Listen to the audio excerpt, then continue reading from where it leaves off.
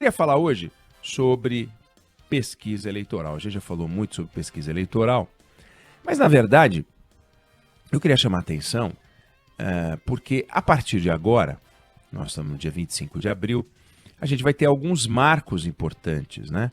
O mês que vem, daqui 30 dias, a chamada terceira via, os candidatos da chamada terceira via, que são os sem voto, eles dizem que vão apontar um nome, que é aquele em torno do qual vai se dar o consenso para ter uma alternativa à polarização Bolsonaro-Lula. Então, estaríamos a um mês deste marco. Mas daqui mais 2 meses, 3 meses, a gente começa a ter as convenções partidárias. Então, você vai ter as definições oficiais de candidatura. PSDB tem que confirmar na convenção o nome de João Dória, e outros partidos todos têm que confirmar na convenção os nomes. Existem estatutos que mostram quais são as regras para confirmação. Aí então depois é que começa o horário eleitoral gratuito, e então a gente entra no chamado clima de eleição, que vem no segundo semestre, né? Então, faltando 6 meses para o chamado dia D, tem muito tempo, né? 6 meses é uma eternidade nesse mundo. Pensa na gravidez, né? Há 6 meses do parto, quantas mães já definiram o nome do filho? Será que é a maioria? 999-592-100, você que é mãe, você que está grávida e vai ser mãe, você já tinha definido? Há 6 meses do parto, com 3 meses de gravidez, já sabia, olha, vai ser fulano. Ou vai ser fulana. Se for menino, vai ser fulano. Se for menina, vai ser fulana. Ou ainda tinha dúvida, né? Muitas mães ainda têm dúvida. Agora imagina ter que escolher o nome do presidente da República. É até interessante. Algumas pesquisas, hoje saiu uma pesquisa falando sobre intenção de votos, e lá mostra que 82% daqueles que falam o nome de Lula e Bolsonaro já tomaram essa decisão e não devem mudar. 82%. Mas essa porcentagem vai caindo. Ciro Gomes, por exemplo, 39% das pessoas que dizem Ciro já tomaram essa decisão e não vão mudar. Os outros ou podem mudar ou não sabem dizer se vão mudar ou não vão mudar. João Dória é dono, proprietário de 26% dos seus votos, tadinho, porque são tão poucos votos, ele tem 3% nessa pesquisa da FSB para o BTG Pactual. Ele tem tão poucos votos, 3%, e ele é dono de 26%. 26 de 3 dá um número que é fração, né? É uma fração, né? 1/4 de 3, 0,75% dos votos. O resto pode mudar, o resto pode não ficar com ele e vai migrar. Pode migrar, né? E num segundo turno, pouca gente imagina o João Dória no segundo turno, mas no segundo turno esses votos migrariam para um outro candidato. E essa lógica dos movimentos de votos é muito estudada. Perguntam em quem você votaria se o seu candidato não fosse candidato, no segundo turno em quem você votaria, aí tem as projeções todas e tal. Mas existem algumas variáveis que envolvem esse personagem complexo de perfil gelatinoso, que é o eleitor, o entrevistado, que é aquele camarada com quem os institutos de pesquisa se relacionam. Alguém que, para quem eles fazem perguntas, ouvem respostas e partem de uma série de premissas sem as quais não dá para você fazer uma análise das pesquisas. Então, uma das premissas, olha que interessante, uma das premissas é que quando eu vou até o eleitor como entrevistador, e faço uma pergunta para ele, eu estou reproduzindo a ida dele à urna. Pode parecer esquisito o que eu estou falando, mas é evidente que é. Mas espera aí, a urna não vai na casa do cara. O cara é que vai até a casa da urna. A casa da urna fica na escola, né? Fica num clube. Ele vai até lá voluntariamente, ainda que o voto seja obrigatório, ele vai voluntariamente, ele pode não ir. Aí ele lá toma uma decisão. Não é alguém que pega um pedaço de papel, olá, eu sou funcionário da Justiça Eleitoral, vim colher o seu voto aqui na sua casa. Pô, mas eu tô fazendo a comida. Não, mas vem colher seu voto. Aí colhe o voto. Em quem você vai votar? Pô, eu não sei. Mas e se os candidatos fossem esse? Não existe esse ambiente. Então a premissa é que o que você faz diante do entrevistado traduz aquilo que ele fará como eleitor no dia da eleição. Essa é uma primeira premissa. Que é tão evidente que não é 100%, e os institutos sabem que não é, que a quantidade de pessoas que fala não sei, não tenho nome, não vou votar, é menor nas pesquisas do que a quantidade de pessoas que depois não vai votar. Então, uma das premissas é que todo entrevistado sairá da pesquisa dizendo alguma coisa sobre a eleição. Não há a abstenção do jeito, ou seja, que é o não comparecimento. Porque não sei, não tenho candidato, nulo e branco, são manifestações de voto, não são a abstenção. A abstenção não é contabilizada. Aquele camarada que fala, não quero respirar, tô fora, tô fora, né? Que é o não responde, etc. Mas não é a abstenção, que é o não comparecimento. E a abstenção, ela não é medida há 6 meses da eleição, porque não faz o menor sentido, mas ela existe, ela existirá, sempre existiu. Foi baixa, muito baixa, né? 15% em 1989, e nas 2 últimas eleições foi da ordem de 21%. 21% não é desprezível, é 1/5. Ou seja, de cada 5 eleitores, 1 não aparece para votar. Dos que aparecem para votar, pegando a última, vamos pegar só a última eleição.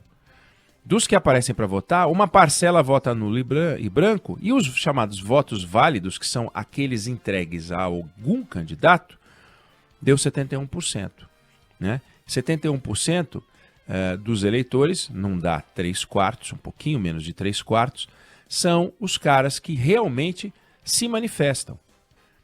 Bom, esse é o número Brasil, mas outra questão importante, que é uma premissa de uma pesquisa, é que, primeiro, você ignora a abstenção. Tem que ignorar a abstenção, já que o voto é obrigatório. E que se você perguntar para o eleitor se ele vai votar ou não vai votar, como o voto é obrigatório, ele se sente quase que obrigado a dizer que vai. Ele não vai dizer, não vou não, sabe? Vou para a praia. Não vou não. Vou ficar em casa. Não vou não. Esquece. Não adianta. Tem certas perguntas que, se você faz numa pesquisa, você vai obter uma resposta que não é real. Então não adianta perguntar. Simplesmente não adianta perguntar. Então você parte do princípio que quem te respondeu vai votar. Só que 1/5 não aparece para votar.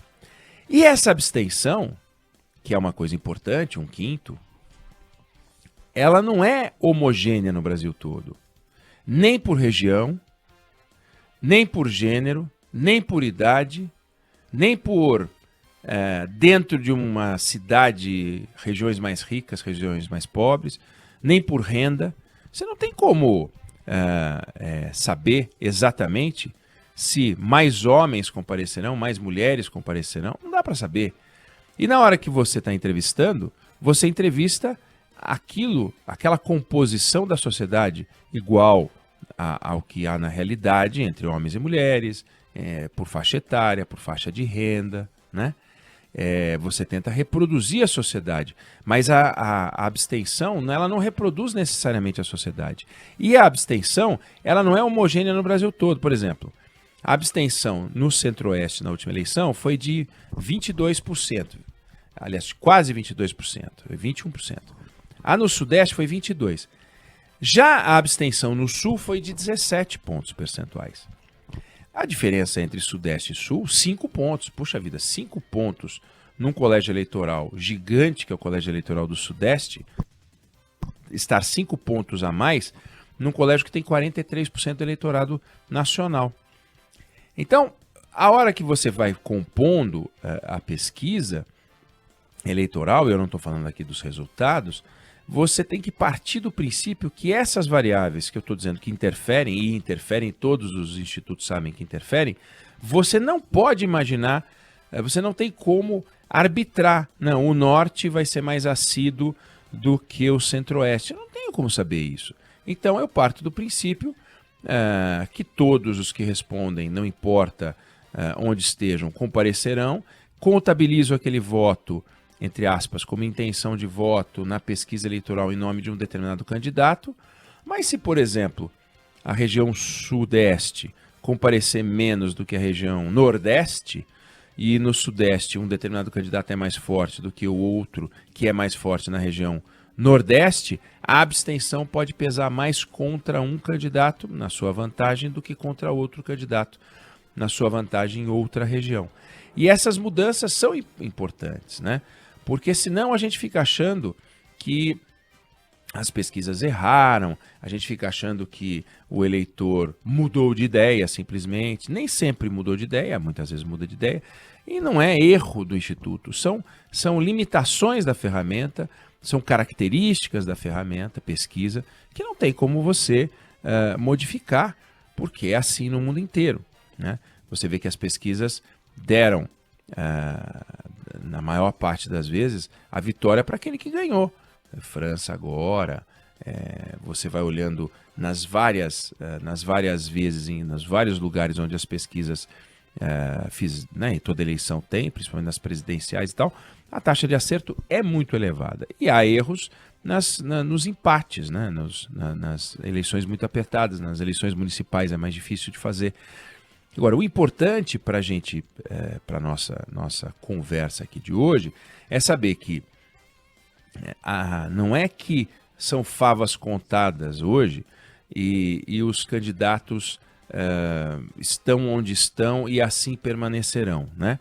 Os candidatos estão onde estão, a tendência é uma cristalização que nessa eleição está maior do que em outras eleições, mas se de repente você começa a ter surpresas de defecções, né? Um candidato de repente desiste, o candidato A fala, olha, eu vou desistir, vou apoiar o outro, ou eu vou desistir porque eu não tenho chance, e quase que antecipa um segundo turno entre os dois candidatos principais. Isso tudo, esses fatos políticos, eles podem interferir no resultado das pesquisas. E uma última coisa, só para efeito de registro, a gente teve o resultado da eleição da França, e a gente viu que o Macron ganhou a eleição com 38% dos votos, né?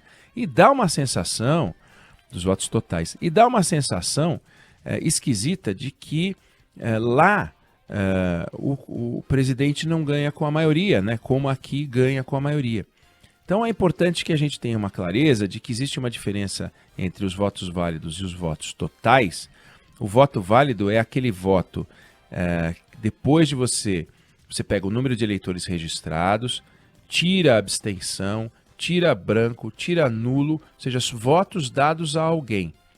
Mas esses votos dados a alguém, quando você tira abstenção, nulo e branco, você tira uma parcela importante daqueles que ou não votaram ou protestaram de alguma maneira, ou preferiram não dar o nome para ninguém. E se você calcular quantos por cento dos votos totais os presidentes da República eleitos de Collor para cá tiveram, você vai ver o seguinte: o que teve mais votos, que em votos válidos foi o Lula, na eleição de 2006, que ele foi reeleito com 61% dos votos, na vida real, ele foi eleito com 45% dos votos. Claro, que ganhou a eleição com 55% dos votos válidos na eleição de 2018, vida real, ele foi eleito com 39% dos votos totais. Então, os votos totais, e você vê Macron 38%. Então, os votos totais sempre mostram que o presidente da República não tem a metade mais um dos votos, tem a metade mais um dos votos válidos, né? No tempo que você só tinha um turno, por exemplo, Juscelino foi eleito com 35% dos votos, Jânio Quadros também não chegou a 50% dos votos, só nesse modelo de 2 turnos. Mas eu estou falando dos votos válidos e votos totais no segundo turno. Bolsonaro foi eleito com 39% dos votos totais do segundo turno. Então, esse universo das pesquisas a gente vai continuar a acompanhar. Toda hora estão saindo pesquisas. Hoje saiu pesquisa de novo. Vão sair mais pesquisas com mais frequência e a gente não pode olhar para elas nem como a resposta que definiu a eleição, do contrário, nem precisaria sair a eleição, e também não podemos aceitar a ideia muito frequente dos negacionistas de que as pesquisas não apontam nada. Elas apontam com suas limitações e suas virtudes, sua capacidade de leitura e todo a dificuldade que é você tentar tirar conclusões, e para isso você tem que definir essas premissas, e essas premissas podem mudar.